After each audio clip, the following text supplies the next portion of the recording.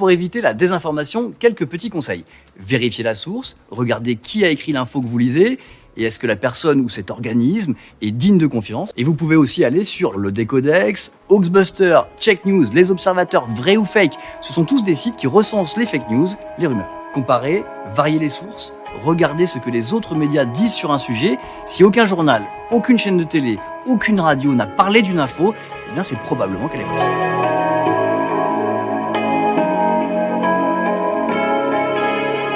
Qu'est-ce que c'est la franc-maçonnerie ? Oh bah ça c'est un petit peu de tout, hein, la franc-maçonnerie, un petit peu de sorcier là-dedans, je sais pas quoi.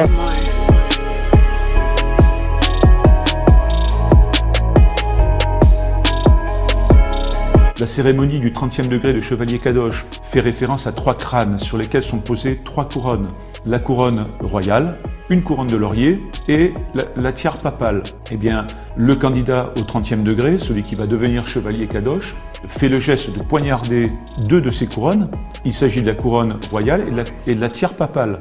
Et on vous dira, mais c'est symbolique. Sauf que je produis dans mon livre les preuves selon lesquelles ces couronnes représentent la puissance temporelle, éventuellement la monarchie, en tout cas le pouvoir temporel, et la puissance de l'Église. C'est dit en toutes lettres par une phrase que je tire d'un ouvrage extrêmement sérieux, rédigé par une personne qui fait partie de la franc-maçonnerie dans les plus hauts grades.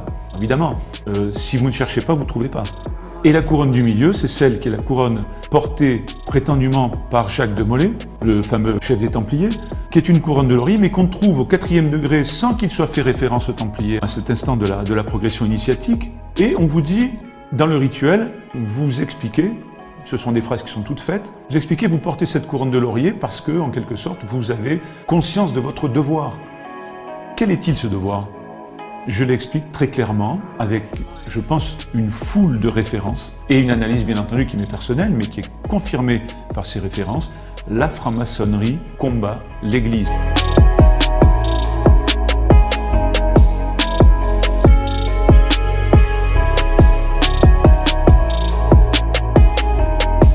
Selon Charles Webster Leadbeater, il existerait une maçonnerie noire qui se consacre à l'étude du mal entre le 19e degré et le 30e degré du rite écossais. Le 30e degré étant connu sous le nom de Chevalier Kadosh. Dans son livre intitulé The Ancient Mystic Rites, Leadbeater définit ainsi cette maçonnerie noire. Rares sont les frères égyptiens qui semblent avoir dépassé le degré de la Rose-Croix. Ce sont ceux qui ont besoin de connaître davantage que la splendide révélation de l'amour de Dieu qu'ils ont reçu dans ce que nous appelons le 18e degré.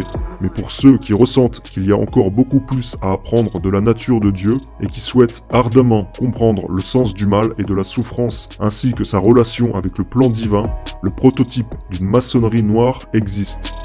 L'enseignement est compris entre le 19e et le 30e degré. Cette section des mystères s'est particulièrement intéressée au travail sur le karma sous ses différents aspects. Ainsi, la première étape de l'instruction plus élevée, celle de la Rose-Croix ou de la maçonnerie rouge, se consacre à la connaissance du bien. Tandis que la seconde étape, celle du Kadosh ou de la maçonnerie noire, se consacre à la connaissance du mal. Certes, tout cela reste hermétique pour un profane mais laisse tout de même interrogatif.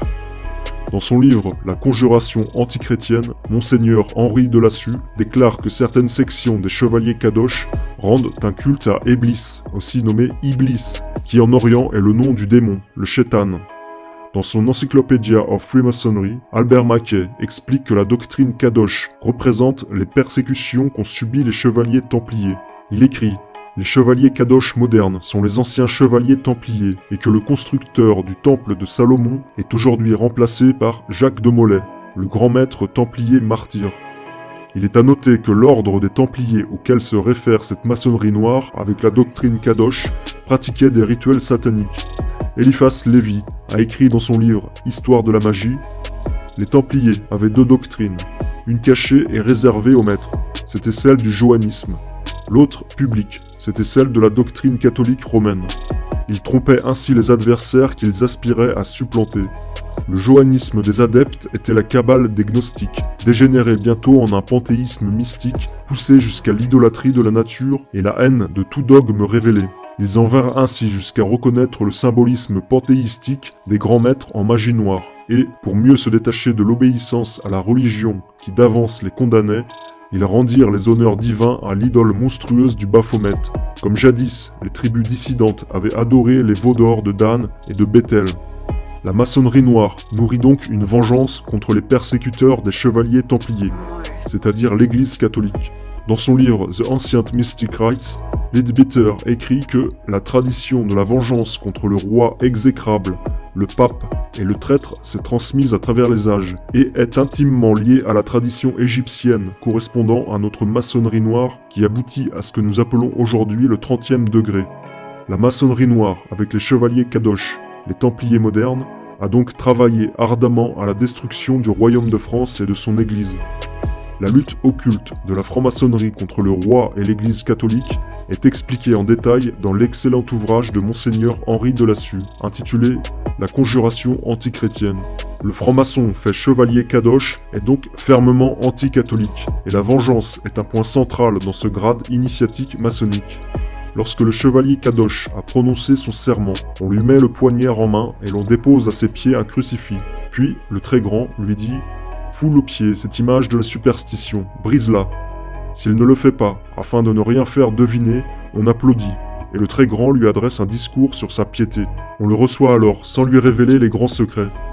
Mais, s'il écrase le crucifix, alors on le fait approcher de l'autel, où sont 3 représentations, 3 cadavres si l'on peut s'en procurer. Des vessies pleines de sang sont à l'endroit où on lui crie de frapper. Il exécute l'ordre et le sang rejaillit sur lui. Et en prenant par les cheveux les têtes coupées, il s'écrie « Nekam ». La vengeance est faite. Alors, le très grand lui parle ainsi. Par votre constance et votre fidélité, vous avez mérité d'apprendre les secrets des vrais maçons. Ces 3 hommes que vous venez de frapper sont la superstition, le roi et le pape. Ces 3 idoles des peuples ne sont que des tyrans aux yeux des sages. Une chose importante à préciser est que les hautes loges maçonniques internationales, qu'elles soient entre guillemets noires ou dites pures ou authentiques, s'entendent et parlent toutes le même langage quand il s'agit de détruire l'Église catholique. Il s'agit donc d'une force occulte antichristique.